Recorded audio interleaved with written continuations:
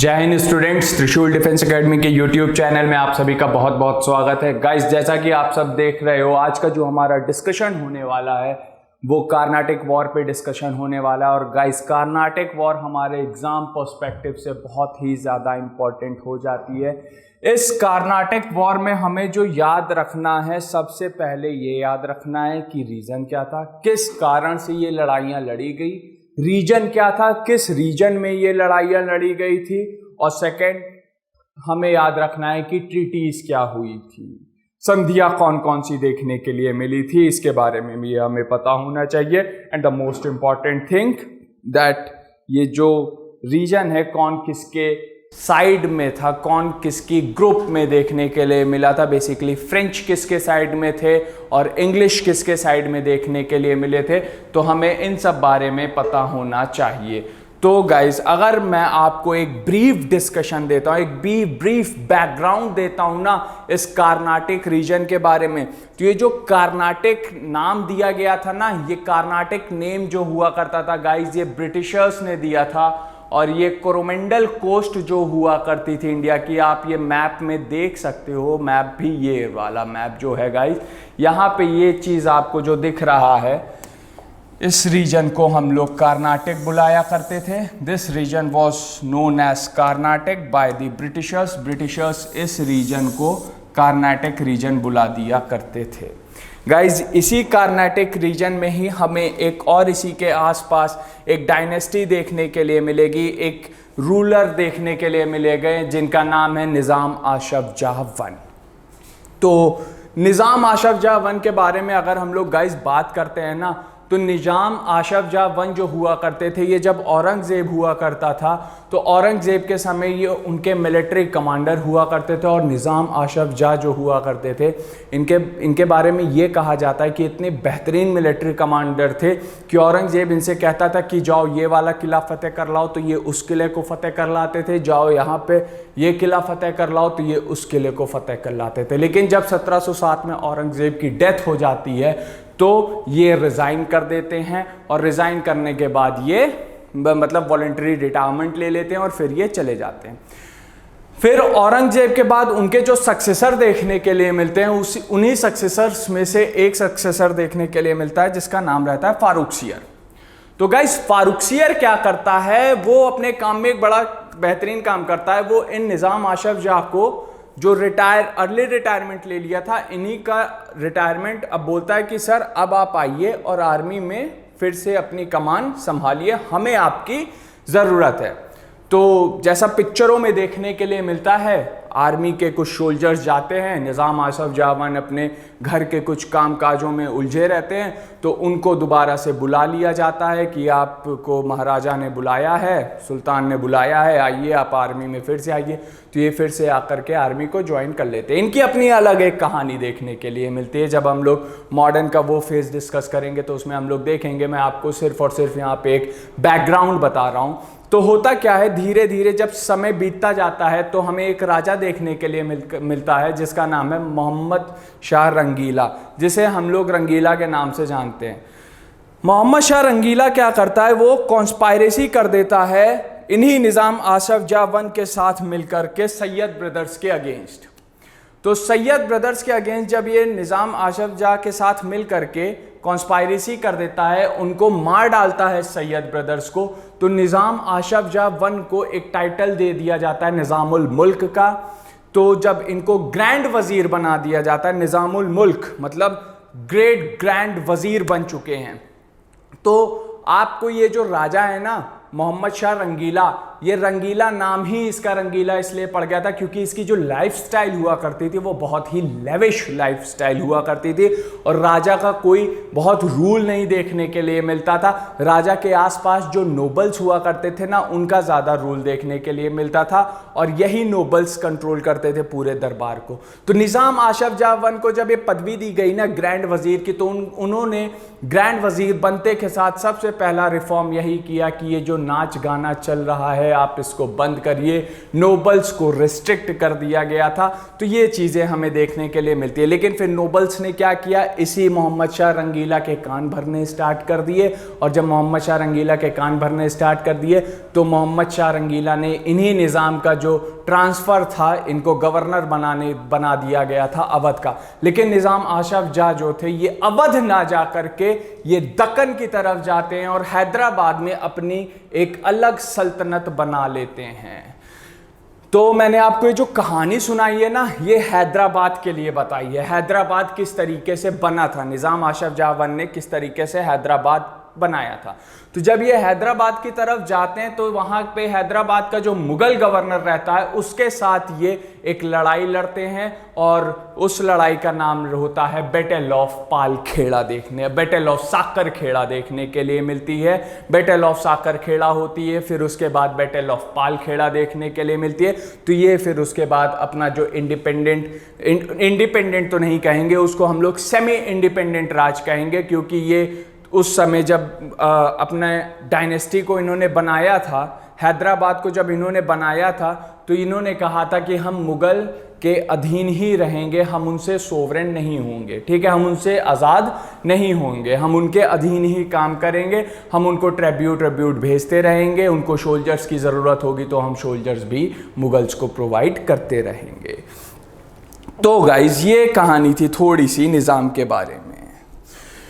उसी के बाद जैसे निज़ाम ने मुगल्स के अंडर आकर के अपनी डायनेस्टी बनाई थी, यानी कि सेमी इंडिपेंडेंट डायनेस्टी बनाई थी, ठीक उसी तरीके से एक रीजन देखने के लिए मिलता है आरकॉट। मैप में आप देख सकते हैं आरकॉट वाला जो रीजन है गाइस, वो आरकॉट भी क्या हुआ करता था, कुछ इसी तरीके से हैदराबाद के अंडर देखने के लिए मिलता था। आरकॉट के जो राजा हुआ करते थे उनका नाम था अनवरुद्दीन। अनवरुद्दीन से हमारी कहानी स्टार्ट होगी यहाँ पे। बेसिकली बहुत ज़्यादा अभी डिटेल में हम लोग नहीं जाएंगे, हमें अपना जो लेक्चर है वो कंसाइज करना है सिर्फ और सिर्फ कर्नाटक वाले रीजन में, इसीलिए बहुत बैकग्राउंड में मैं नहीं जा रहा हूँ। जब कभी भी लेक्चर उन पर्टिकुलर डेडिकेटेड लेक्चर्स आएंगे, आरकॉट से रिलेटेड, तंजौर, मैसूर, इन सब से रिलेटेड आएगा तो हम उसको भी डिस्कस करेंगे। लेकिन अभी यहाँ जिस चीज़ की ज़रूरत है हम सिर्फ उसी के बारे में डिस्कस करेंगे। तो एक आरकॉट वाला रीजन भी देखने के लिए मिलता है। आरकॉट में इन्होंने, यानी कि निज़ाम ने राजा बना दिया था, किसको? निज़ाम ने राजा बना दिया था अनवरुद्दीन को। तो अनवरुद्दीन को राजा बना दिया गया आरकॉट का। इतनी कहानी तो हो गई हैदराबाद और आरकॉट के बारे में। तो गाइस अब होता क्या है, ये कर्नाटक वॉर की जो स्टार्टिंग होती है, जो फर्स्ट कर्नाटक वॉर स्टार्ट होता है वो 1740 से देखने के लिए मिल जाता है, ठीक है ना गाइस। फर्स्ट कर्नाटक वॉर जो होता है वो 1740 से देखने के लिए मिल जाता है। अब 1740 से जो ये कर्नाटक वॉर स्टार्ट होता है, यहाँ पे जो यूरोप वाला नेशन देखने के लिए मिलता है ना, वहां पे ऑस्ट्रियन वॉर ऑफ सक्सेशन देखने के लिए मिल रही थी। ऑस्ट्रिया, देखो कहानी हर जगह वही चलती है, वही राजा रहता है, उसी को गद्दी पे बैठना रहता है, लेकिन कुछ उसके राइवलरीज देखने के लिए मिलते हैं, दुश्मन देखने के लिए मिलते हैं जो उसको गद्दी पे काबिज होने नहीं देते। तो इसी तरीके की कुछ राइवलरी यूरोप में चल रही थी, जिसे हम लोग ऑस्ट्रियन वॉर ऑफ सक्सेशन के नाम से जानते हैं। तो यहां पे ब्रिटेन और फ्रांस जो हुआ करते थे गाइस, ब्रिटेन एंड फ्रांस, जो ब्रिटेन और फ्रांस थे ये भी इस वॉर ऑफ सक्सेशन में कूद गए थे। भाई पूरे यूरोप में लड़ाई हो रही है, तो ये जो घराना था ना हैब्सबर्ग, इसकी हर जगह कहीं ना कहीं रिश्तेदारी थी। कोई इनके साले हैं, कोई इनके जीजा हैं, कोई इनके फूफा हैं, कोई इनके ताऊ हैं, कोई चाचा हैं, तो हर जगह इनकी आपस में बनती थी। तो इस वजह से पूरा यूरोप जो है वो दो गुट में बट गया।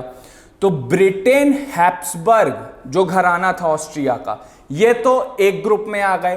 फ्रांस और जर्मन स्टेट्स जैसे कि प्रशिया, बवेरिया, सैक्सोनिया, स्पेन, ये सारे के सारे अपने एक धड़े में आ जाते हैं।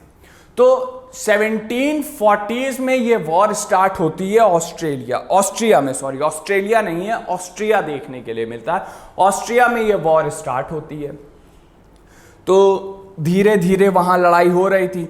तो अब जब फ्रांस और ब्रिटेन की पूरे ऑल ओवर वर्ल्ड में जहाँ जहाँ इन्होंने कब्जा किया हुआ था, जहाँ जहाँ इनकी टेरिटरी देखने के लिए मिल रही थी, वहाँ वहाँ पे ये लोग लड़ाई करना शुरू कर देते हैं।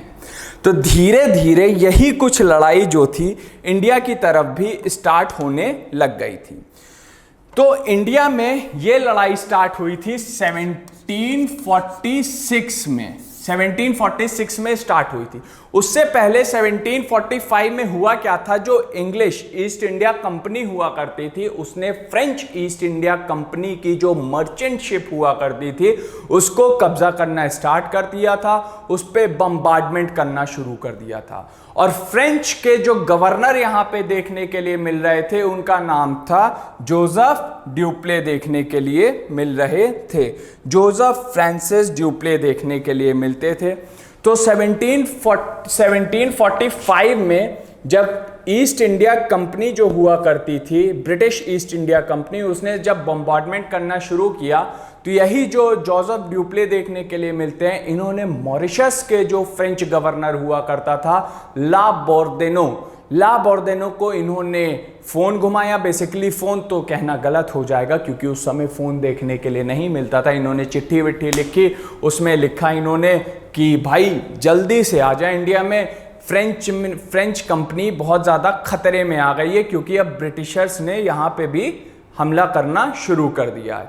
तो ला बोर्देनो अपनी जो भी शिप रहती है अपने दूसरे भाई की मदद करने के लिए आ जाता है। जैसे आप लोग कभी कभार अपने फ्रेंड की मदद करने पहुंच जाते हो कि भाई दिक्कत हो गई है आ जाओ, तो भाई तुरंत पहुंच जाता है। एग्जैक्टली उसी तरह से हुआ था। ला बोर्देनो अपने भाई जोसेफ ड्यूप्ले की मदद करने इंडिया में आ जाता है और इंडिया पहुंचता है 1746 के आसपास। तो 1746 के आसपास जब वो पहुंचता है तो यहीं से ही लड़ाई स्टार्ट हो जाती है। तो गाइस ये जो लड़ाई थी ये जो अडयार रिवर देखने के लिए मिलती है, इसी अडयार रिवर के किनारे स्टार्ट हुई थी। वहीं पे इसीलिए हम लोग इस बैटल को किस नाम से और जानते हैं, बैटल ऑफ अडयार के नाम से भी हम लोग इसको जानते हैं, या फिर बैटल ऑफ सेंट थॉमस भी इसको कह दिया जाता है। लेकिन बैटल ऑफ अडयार भी आपसे एग्जाम में पूछ लेगा। तो यहाँ एक क्वेश्चन और देखने के लिए मिलता है, फ्रेंच को कौन लीड कर रहा था? ड्यूप्ले लीड कर रहा था। और यहाँ पे ब्रिटिश को कौन लीड कर रहा था? दैट वाज रॉबर्ट क्लाइव देखने के लिए मिल रहे थे। उसके बाद गाइस ड्यूप्ले ने बुलाया था मॉरिशस के गवर्नर जिनका नाम था ला बोर्देनो आए। उसके बाद से रिवर अडयार जो देखने के लिए मिलती है, यही कर्नाटक वाले रीजन के आसपास देखने के लिए मिलती है ये। तो वहीं पे ही ये बैटल स्टार्ट हो गई थी 1746 में, इंडिया में स्टार्ट हुई थी और 1740s में स्टार्ट हो गई थी यूरोप में। तो ये पूरी बैटल चलती है। तो अब जब बैटल अपने फुल फ्लेश पे देखने के लिए मिल रही थी, जो फ्रेंच देखने के लिए मिल रहे थे वो इंडिया में काफ़ी वीक देखने के लिए मिल रहे थे एज कंपेयर टू ब्रिटेन। तो जो ब्रिटिश कंपनी हुआ करती थी, ब्रिटिश ईस्ट इंडिया कंपनी हुआ करती थी, इसने यहाँ के जो लोकल नवाब होते थे, जिन आरकॉट के जो राजा हुआ करते थे जिनका नाम था अनवरुद्दीन, इन्होंने अनवरुद्दीन की हेल्प ले ली थी। अनवरुद्दीन किसके साथ आ गए थे? अनवरुद्दीन आ गए थे ब्रिटिश ईस्ट इंडिया कंपनी के साथ। फ्रेंच के साथ कौन देखने के लिए मिल रहा था? इन्हीं अनवरुद्दीन के एक साले साहब हैं जिनका नाम है चन्ना साहेब। तो चन्ना साहेब फ्रेंच के साथ देखने के लिए मिल रहे थे और अनवरुद्दीन ब्रिटिश कंपनी के साथ देखने के लिए मिल रहे थे। तो जीजा साले भी आपस में बट गए थे और आपस में लड़ाई स्टार्ट हो गई थी, आप देख सकते हो। तो ये लड़ाई हो रही थी। तो 1748 के आसपास आते आते या 1747 पे क्या देखने के लिए मिला? फ्रेंच ने क्या कर दिया था? फ्रेंच ने मद्रास वाला जो रीजन देखने के लिए मिलता है, चन्ना साहिब का जो एरिया था, उसको कैप्चर कर लिया। इंडिया में फ्रेंच विक्टोरियस हुए थे और उधर नॉर्थ अमेरिका में जो ब्रिटेन हुआ करता था, जो ब्रिटिश ईस्ट इंडिया कंपनी हुआ करती थी, उसने फ्रेंच की टेरिटरी पे कब्जा कर लिया था। दोनों 1-1 की पोजीशन पे आ गए, 1 ईच हो गया था दोनों का स्कोर। इंडिया में फ्रेंच ने कब्जा कर लिया था मद्रास को और वहाँ नॉर्थ अमेरिका में ब्रिटिश ईस्ट इंडिया कंपनी ने कैप्चर कर लिया था फ्रेंच की टेरिटरी को। तो अब 1748 जब आया तो 1748 में इन्होंने बोला कि भैया बहुत लड़ाइयाँ हो गई, अब लड़ाई को बंद करते हैं, एक कॉमनली बैठ करके हम लोग एक ट्रीटी साइन करते हैं और उस ट्रीटी का नाम रहता है ट्रीटी ऑफ आइला शपील देखने के लिए मिलती है। गाइस इसको कुछ लोग एक्सला शपील भी बोलते हैं, एक्सला शापिल नहीं इसको कहा जाता है, इसको आइला शपील कहा जाता है। ट्रीटी ऑफ आइला शपील साइन हुई थी फर्स्ट कार्नाटिक वॉर में। तो फर्स्ट कार्नाटिक वॉर में गाइस हमें क्या याद रखना है, फर्स्ट कार्नाटिक वॉर का जो रीजन हुआ था वो यूरोप में स्टार्ट हुआ था, ऑस्ट्रियन वॉर ऑफ सक्सेशन देखने के लिए मिला था, ठीक है। और इंडिया में ये जो बैटल स्टार्ट हुई थी वो 1746 में स्टार्ट हुई थी। 1746 में ये बैटल स्टार्ट हुई। फ्रेंच को हेल्प करने कौन आए थे, फ्रेंच को हेल्प करने मॉरिशस के गवर्नर ला बोर्डेनो देखने के लिए मिले थे, और यहाँ के लोकल जो राजा महाराजा जो कि अपनी गद्दी के लिए खुद स्ट्रगल कर रहे थे वो देखने के लिए मिले थे, जिनका नाम था चन्ना साहेब। और ब्रिटेन को कौन मदद कर रहा था, ब्रिटिश ईस्ट इंडिया कंपनी को कौन मदद कर रहा था यहाँ पे, उनको मदद कर रहे थे यहाँ के सिटिंग नवाब जिनका नाम था अनवरुद्दीन, ठीक है ना गाइस। और उसके बाद फिर 1746 में इंडिया में बैटल स्टार्ट हो जाती है, जिसको हम लोग बैटल ऑफ आड्यार के नाम से जानते हैं, बैटल ऑफ सेंट थॉमस के नाम से भी इसको जान लेते हैं। फिर 1748 में ये बैटल ख़त्म हो जाती है और एक ट्रीटी साइन होती है, और उस ट्रीटी का नाम क्या देखने के लिए मिला था, ट्रीटी ऑफ आइला शपील देखने के लिए मिली थी। ये नाम इस वजह से देखने के लिए मिलता है आइला शपील, क्योंकि यूरोप में एक जगह देखने के लिए मिलती है आइला शपील नाम की, उसी जगह पे ट्रीटी साइन करी गई थी, इसीलिए उस ट्रीटी का नाम आइला शपील रख दिया गया था। तो इतनी बात है हमारे फर्स्ट कार्नाटिक वॉर के बारे में। नाउ गाइस, अब यहां से हमें एक चीज पता चलती है, जब अनवरुद्दीन और फ्रेंच आपस में लड़ रहे थे, अनवरुद्दीन तो ब्रिटिश ईस्ट इंडिया कंपनी की साइड से थे ना, तो जब अनवरुद्दीन और फ्रेंच आपस में लड़ रहे थे तो अनवरुद्दीन की जो आर्मी थी वो 10,000 की आर्मी देखने के लिए मिल रही थी, और फ्रेंच की जो आर्मी देखने के लिए मिल रही थी मुश्किल से 1,000 की आर्मी देखने के लिए मिल रही थी, लेकिन उनके पास मॉडर्न वेपन्स देखने के लिए मिल रहे थे। तो यहाँ से एक चीज़ तो क्लियर हो जाती है कि जो यूरोपियन आर्मी है वो इंडियन आर्मी के ऊपर भारी साबित हो जाएगी, ये चीज़ यहाँ से हमें पता चल जाती है। दो गाइस, तो और एक चीज़ और पता चली थी, the importance of navy in war in the south India. South India में अगर लड़ाई लड़नी है तो नेवी की क्या इंपॉर्टेंस है ये भी हमें पता चल गया था। पहली चीज़ पता चली, superiority of the modernise European army, and second thing that was important is that the navy। now guys, अब इसके बाद फिर हम लोग चलते हैं हमारे सेकेंड कार्नाटिक वॉर की तरफ। ये तो हो गया हमारा फर्स्ट कार्नाटिक वॉर। गाइज ये जितनी भी कहानी मैंने आपको सुनाई है ये सारी की सारी कहानी आपको इस PDF में मिल जाएगी, और ये पूरा का पूरा PDF आपको त्रिशूल डिफेंस एकेडमी का जो टेलीग्राम चैनल है उस टेलीग्राम चैनल पे देखने के लिए मिल जाएगा। नाउ गाइज, अब जब हम लोग सेकेंड कार्नाटिक वॉर के बारे में बात करते हैं तो गाइज ये जो सेकेंड कार्नाटिक वॉर था ये 1749 में स्टार्ट होता है और 1754 तक चलता है। 1749 से 1754 तक देखने के लिए मिल जाता है। फर्स्ट वाले का रीजन देखने के लिए मिला था यूरोपियन वॉर ऑफ सक्सेशन, इस वजह से ये वो लड़ाई स्टार्ट हुई थी। अब गाइस सेकंड में क्या होता है, मैंने आपको निज़ाम आशफ जाह वन के बारे में बताया। तो होता क्या है गाइस, 1748 आते आते तक निज़ाम आशफ जाह वन जो रहते हैं इनकी हो जाती है डेथ। भाई बूढ़े हो गए थे, जाहिर सी बात है डेथ हो जाएगी। तो इनकी डेथ के बाद आसपास के इनके जो नोबल्स और इनके जो फैमिली मेंबर्स थे ना सॉरी गाइस, इनके जो नोबल्स और इनके फैमिली मेंबर्स देखने के लिए मिलते थे ना, ये लोग इनकी गद्दी पे बैठने के लिए आपस में लड़ना स्टार्ट कर देते हैं। हैदराबाद का रीजन अभी मैं बता रहा हूं, ठीक है। हैदराबाद में ये चीज चल रही थी। तो हैदराबाद में ये चीज चल रही थी। हैदराबाद में कौन कौन देखने के लिए मिल रहे थे? एक इनके बेटे हैं जिनका नाम है नसीर जंग। नसीर जंग कौन था? निजाम आशफ जाह वन का बेटा था वो। और नसीर जंग की ही बहन थी, उनकी बहन का जो लड़का था उसका नाम था मुजफ्फर जंग। तो नसीर जंग और मुजफ्फर जंग में आपस में कॉन्फ्लिक्ट हो जाता है कि भाई गद्दी पे कौन बैठेगा। मुजफ्फर जंग कहता है कि भाई मामा तुम कहां राजा वाजा बन रहे हो, तुम अपने घर पे बैठो, ठीक है। मुझे मुगलों ने बोला है, मैं बनूंगा गद्दी का असली वारिस। मुगलों ने क्यों बोला? क्योंकि मैंने आपको स्टार्टिंग में बताया था ये सेमी इंडिपेंडेंट देखने के लिए मिलता है। हैदराबाद इंडिपेंडेंट नहीं था, मुगलों के अधीन देखने के लिए मिल रहा था। तो ये चीज देखने के लिए मिलता। और नसीर जंग का क्या कहना था? नसीर जंग ने कहा कि भाई इनका निजाम आसफ जाह वन का तो बेटा मैं हूं, मैं बनूंगा राजा, तुम कहां से आ गए? तो दोनों में यही सेम कॉन्फ्लिक्ट देखने के लिए मिला। हैदराबाद की ये सिचुएशन देखने के लिए, हैदराबाद में भी गद्दी के लिए लड़ाई हो रही थी। उसके बाद नेक्स्ट रीजन आरकोट वाला जो रीजन देखने के लिए मिलता है। आरकोट में मैंने आपको बताया कि चन्ना साहेब सिटिंग नवाब देखने के लिए मिल गए थे। जब ट्रीटी ऑफ आइला शपील साइन हुई तो उसमें यह हुआ था कि दोनों कंपनीज, दोनों पावर, फ्रेंच और ब्रिटेन, जिन्होंने एक दूसरे की टेरिटरी को हड़पा है, वो एक दूसरे को वापस कर देंगी।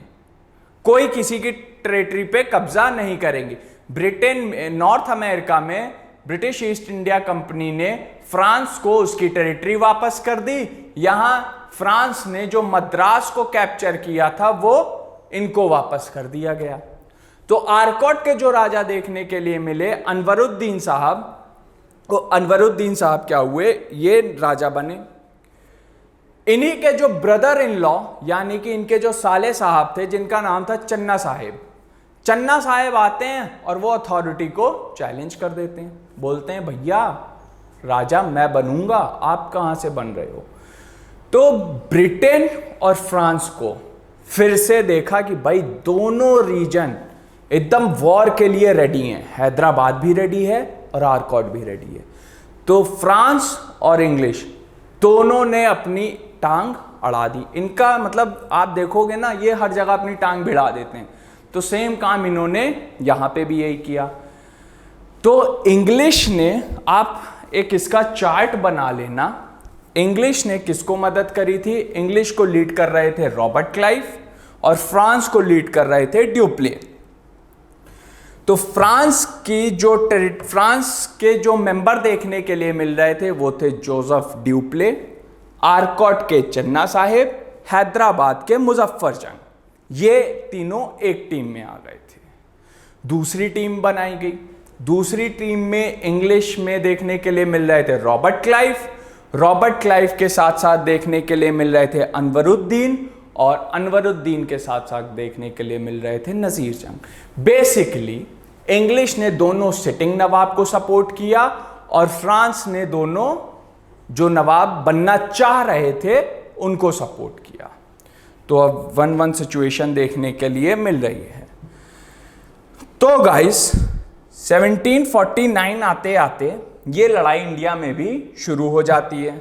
अब 1749 में ये लड़ाई जब शुरू होती है तो उसको हम लोग कहते हैं battle of Ambur, AMBUR, battle of Ambur, AMBUR, battle of Ambur देखने के लिए मिलती है। वेल्लोर के आसपास वाला जो रीजन देखने के लिए मिलता है वहां देखने के लिए मिलता है। तो यहां पे क्या हुआ गाइस, इंग्लिश जिसको सपोर्ट कर रहे थे वो थे अनवरुद्दीन। अनवरुद्दीन को हरा दिया जाता है और जो ज्वाइंट फोर्स होती है फ्रेंच की और चन्ना साहेब की और मुजफ्फर जंग की, वो इनको हरा देती है और नसीर जंग को उन्हीं का एक नोबल मार देता है। अब फ्रेंच जो थे उनको बैक किसने कर दिया? निजाम एंड नवाब जो थे ये सक्सीड हो गए थे, ठीक है, और ड्यूप्ले की पावर अब बढ़ गई थी। तो अब देखा, इंग्लिश ने देखा कि भाई अब हमारे जितने लोग देखने के लिए मिल रहे थे, टीम मेंबर देखने के लिए मिल रहे थे, अनवरुद्दीन थे, नज़ीर जंग थे, इन दोनों को तो मार दिया गया। तो दूसरी टीम जो थी जिसमें ड्यूप्ले देखने के लिए मिल रहा था, ड्यूप्ले के साथ साथ यहाँ पे चन्ना साहिब देखने के लिए मिल रहे थे, चन्ना साहिब के साथ साथ यहाँ पे मुजफ्फर जंग देखने के लिए मिल रहा था। तो ये दोनों शानदार टीम बना कर के, जैसे कि मेसी, रोनाल्डो और एक और किसी का आप नाम रख सकते हो, और ये एकदम भयंकर गोल पे गोल दाग दिए थे इंग्लिश के। तो इनका फ्रेंच का पलड़ा भारी देखने के लिए मिल रहा था। उसके बाद अनवरुद्दीन का एक लड़का होता है जिसका नाम रहता है मोहम्मद अली आता है रॉबर्ट क्लाइव के पास, बोलता है सर आपने जिस तरीके से मेरे फादर अनवरुद्दीन की मदद करी थी, एक बार हेल्प मेरी भी कर दो, क्या पता मैं इनसे चन्ना साहिब से आरकॉट अब छीन सकूं। तो रॉबर्ट क्लाइव क्या करता है, बोलता है ठीक है भाई चलो तुम्हारे पिताजी की मदद करी, तुम्हारी अभी अब मदद कर देते हैं। तो रॉबर्ट क्लाइव एक डेयरिंग अटैक करता है 210 आदमियों के साथ 1751 में आरकॉट के ऊपर, और 53 दिन तक 53 डेज तक वो वहीं पे ही बैठा रहता है। चन्ना साहिब की 4000 स्ट्रॉन्ग आर्मी के आगे वो आदमी टिक जाता है। लेकिन फिर 1752 आते आते मैसूर, तंजौर और मराठा की हेल्प मिल जाती है रॉबर्ट क्लाइव को। मैसूर, तंजौर और मराठा, बाद में ये इनसे फिर से अलग अलग लड़ेंगे, एंग्लो मैसूर वॉर होगी, एंग्लो मराठा वॉर देखने के लिए मिलेंगी, उसको हम लोग आगे आने वाले लेक्चर्स में डिस्कस करेंगे। लेकिन अभी के लिए ये सब इंग्लिश के साथ हो गए थे। तो इनकी मदद ले करके जो रॉबर्ट क्लाइव रहता है वो चन्ना साहिब को हटा देता है और नया नवाब बना दिया जाता है मोहम्मद अली को नवाब। तो मोहम्मद अली ने अपने पापा का, चाचा का, दादा का, सबका बदला ले लिया था, राइट गाइस। तो मोहम्मद अली को नया गवर्नर बना दिया जाता है। और ड्यूप्ले जो था उसको फ्रेंच जो कंपनी देखने के लिए मिलती है, फ्रेंच ईस्ट इंडियन कंपनी थी, उसने बोला भैया तुमने बहुत लड़ाई लड़ ली, तुमने दिमाग खराब कर लिया, अब तुम वापस आओ, तुमको इंडिया में रहने की ज़रूरत नहीं है, तुम वापस आ जाओ। तो 1754 में एक ट्रीटी साइन होती है, उस ट्रीटी का नाम होता है ट्रीटी ऑफ पौंडुचेरी। रीजन क्योंकि ये पौंडुचेरी वाले एरिया में साइन करी गई थी ये ट्रीटी। अब ये ट्रीटी यहाँ पे साइन होती है, उसके बाद जिसका जो था सब कुछ देखने के लिए मिलता है। यहाँ पे जो इंग्लिश हुआ करती थी, इंग्लिश ईस्ट इंडिया कंपनी थी, वो विक्टोरियस साबित हो गई थी। और उसके बाद फ्रेंच ने एग्री कर लिए थे कि भैया अब नेटिव प्रिंस जितने भी देखने के लिए मिलेंगे ना, उनके एडमिनिस्ट्रेटिव अफेयर में या उनके अफेयर में अब वो लोग टांग नहीं अड़ाएंगे, ये बात कह दी गई। Both European power will hold their own territory in India, ये भी बात देखने के लिए मिली थी। तो यहाँ पे ट्रीटी कौन सी साइन हुई थी? 1754 में ट्रीटी ऑफ पौंडुचेरी साइन हुई थी। तो ये चीज़ देखने के लिए मिलती है हमें सेकेंड कार्नाटिक वॉर में। गाइस फर्स्ट कार्नाटिक वॉर का रीजन यूरोपियन देखने के लिए मिल रहा था, यूरोपियन रीजन था उसका, ऑस्ट्रियन वॉर ऑफ सक्सेशन चल रही थी। सेकेंड कार्नाटिक वॉर का जो रीज़न देखने के लिए मिलता है वो इंडियन रीजन देखने के लिए मिलता है। निज़ाम आशफ जाह की डेथ हो गई थी, तो इस वजह से नज़ीर जंग और मुजफ्फर जंग आपस में फ़ाइट कर रहे थे। फिर उसके बाद आरकॉट वाले रीजन में अनवरुद्दीन और चन्ना साहिब आपस में लड़ रहे थे। तो ये सारी चीज़ें हमें देखने के लिए मिल रही थी। नाउ गाइस उसके बाद फिर क्या होता है, फिर लड़ाई स्टार्ट होती है, लड़ाई होती है। फिर उसके बाद हमें पता चला कि फ्रेंच ने जो है कैसे गोल पे गोल दागे थे। दोनों जो नवाब देखने के लिए मिलते, उन दोनों नवाबों को सिटिंग, दोनों जो नवाब थे उन दोनों नवाबों को मार दिया गया था, यानी कि अनवरुद्दीन और नसीर जंग को मार दिया गया था। उसके बाद फिर मोहम्मद अली देखने के लिए मिलता है। ये अनवरुद्दीन के बेटे होते हैं, ये आते हैं रॉबर्ट क्लाइव के पास, फिर बोलते हैं कि मुझे बदला लेना है चन्ना साहिब से, तो वो इनकी मदद कर देता है। तो रॉबर्ट क्लाइव आरकॉट पे एक अटैक करता है 1751 में, और 53 डेज तक वो वहीं पे ही आरकॉट में ही बैठा रहता है। इनकी मदद लोकल राजाओं ने करी थी, जैसे कि मैसूर, तंजौर और मराठास इनकी हेल्प के लिए आ गए थे। 1754 में फिर ट्रीटी ऑफ पौंडुचेरी साइन होती है। तो ये कहानी थी हमारी सेकेंड कार्नाटिक वॉर के बारे में। अब गाइस आते हैं हम लोग अपने थर्ड कार्नाटिक वॉर, जो कि लास्ट देखने के लिए मिलता है। तो गाइस ये जितनी भी कहानी मैंने आपको बताई, ये सारी की सारी कहानी आपको इस पीडीएफ में देखने के लिए मिल जाएगी, और ये पीडीएफ आप त्रिशूल डिफेंस एकेडमी का जो टेलीग्राम चैनल है वहाँ से आप डाउनलोड कर सकते हैं। तो गाइस ये एक इमेज देखने के लिए मिलती है थर्ड कार्नाटिक वॉर की, ठीक है। अब थर्ड कार्नाटिक वॉर के बारे में हम लोग डिस्कस करते हैं। ये स्टार्ट हुआ था 1758 से लेकर के 1763 तक देखने के लिए मिला था। इसी को ही हम लोग एक और नाम से जान लेते हैं, जिसका नाम है बैटल ऑफ वैंडी वॉश। ये जब वैंडी वॉश अंग्रेजों ने नाम दिया था, वांदावसी जगह का नाम है। अंग्रेज आपको पता है हिंदी बोल नहीं पाते थे, तो इसीलिए लोग इसको वैंडी वॉश बुलाते थे। वांदावसी जगह का नाम देखने के लिए मिलता है। तो थर्ड कार्नाटिक वॉर पे आ जाते हैं अब हम लोग अपने। तो गाइस अगेन सेम वही चीज देखने के लिए मिल रही थी।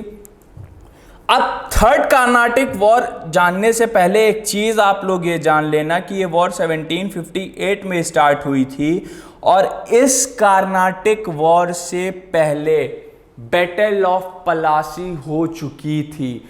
अब जो ब्रिटिश ईस्ट इंडिया कंपनी थी उसका अच्छा खासा कंट्रोल बंगाल के ऊपर देखने के लिए मिल रहा था।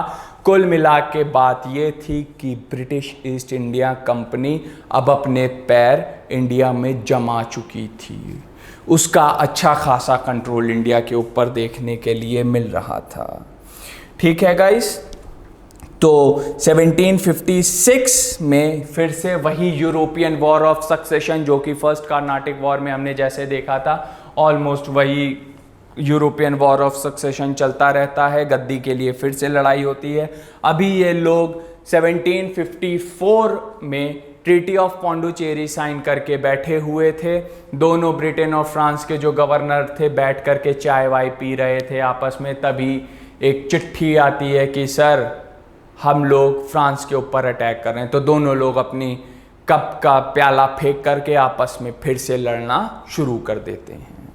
तो अब यहाँ पे रीजन क्या देखने के लिए मिलता है गाइस, वही 1756 से 1763 के बीच में जो 7 इयर्स वॉर चल रही थी यूरोप में, ठीक है। इंग्लैंड और फ्रांस आपस में आ गए थे गाइस, वही गद्दी की लड़ाई चल रही थी। 7 ईयर वॉर सक्सेशन देखने के लिए मिलता है।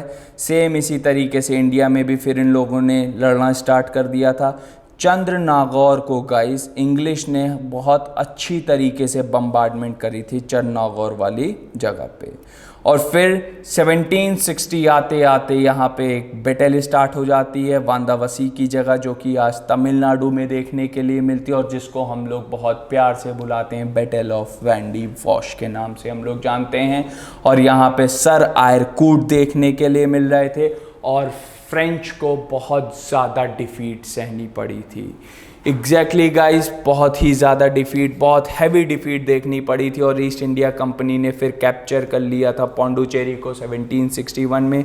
और 1763 आते आते एक ट्रीटी साइन होती है, और उस ट्रीटी का नाम रहता है ट्रीटी ऑफ पेरिस। अगेन ये ट्रीटी पेरिस क्यों देखने के लिए मिली, क्योंकि लड़ाई कहाँ से स्टार्ट हुई थी, यूरोप में स्टार्ट हुई थी। 7 ईयर वॉर सक्सेशन चल रहा था, इसीलिए पेरिस में ट्रीटी हुई थी। और इस ट्रीटी का नाम क्या रख दिया गया था, ट्रीटी ऑफ पेरिस रख दिया गया था।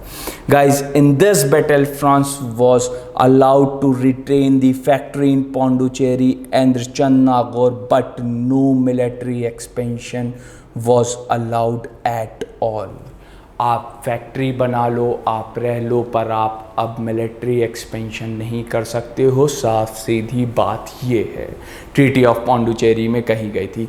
तो बैटल ऑफ वैंडी वॉश के बाद से फ्रेंच की कहानी हमेशा के लिए ख़त्म हो गई थी। तो गाइस ये कहानी थी हमारी आज के इस लेक्चर में, जो कार्नाटिक वॉर देखने के लिए मिले थे उससे रिलेटेड। अभी जितनी भी कहानी मैंने आपको सुनाई है ना, ये सारी की सारी कहानी आपको ये पीडीएफ में मिल जाएगी, ठीक है। So guys I hope you enjoyed this video, and if you did then guys please share it with your friends. and don't forget to subscribe the channel of Trishul Defense Academy. And guys, आपको video कैसी लगी please comment section में ज़रूर बताइएगा, और अगर आप और वीडियोस चाहते हो तो हम ज़रूर लेकर के आएंगे next videos. Thanks a lot for watching this video. जय हिंद। जहां बनते हैं देश के गौरव, इंडिया का एकमात्र ऐसा कोचिंग इंस्टीट्यूट जहां कैडेट्स को ट्रेन किया जाता है आने वाले डिफेंस एग्जाम के अनुसार। अगर आपका भी सपना है भारतीय सेना में शामिल होकर देश की सेवा करने का, तो आज ही ज्वाइन करें त्रिशूल डिफेंस एकेडमी।